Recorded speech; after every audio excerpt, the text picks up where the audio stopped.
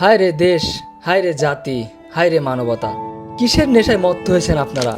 আহাদ নামের বাচ্চাটা সবে মাত্র 4 বছর, হয়তো দৌড়াদৌড়ি করতে শিখেছে। করোনার সাথে যুদ্ধ করে হয়তো অনেকদিন বেঁচে থাকার স্বপ্ন ছিল তার, কিন্তু আপনারা কি করলেন? চোখের ভিতর বুলেট ঢুকে মাথায় প্রবেশ করালেন এবং তাকে সারা জীবনের মতো পৃথিবী ছাড়া করলেন। রিয়া, ফুলের মতো দেখতে মেয়েটা, বয়স সবে মাত্র 6 বছর, বাসার ছাদেই খেলতে গিয়েছিল।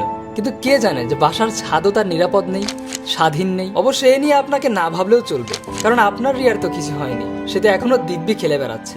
হোসাইন, বয়স 10 বছর, আন্দোলন দেখতে গিয়ে গুলিবিদ্ধ। হয়তো এই বয়সে থাকাকালীন আমি স্কুলের টিফিন টাইমের সময় বন্ধুদের সাথে রোজ খেলে বেড়াতাম। হোসাইনেরও হয়তো এমন কিছু বন্ধু আছে যাদের সাথে সে রোজ টিফিন টাইমে খেলে বেড়াতো। পরিস্থিতি একদিন স্বাভাবিক হবে, মাঠে সবাই থাকবে, শুধু থাকবে না হোসাইন।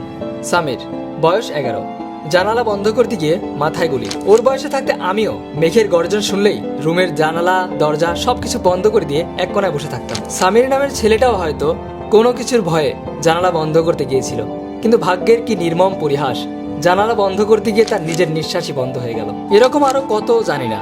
মোবারক 13 বছর, মিছিল দেখতে গিয়ে গুলি লাগে। তাহমিদ 14 বছর, লাশে ছিল ক্ষত গভীর, তাতেও আবার গুলি। ইফাত 16 বছর, আন্দোলন দেখতে গিয়ে গুলিবিদ্ধ।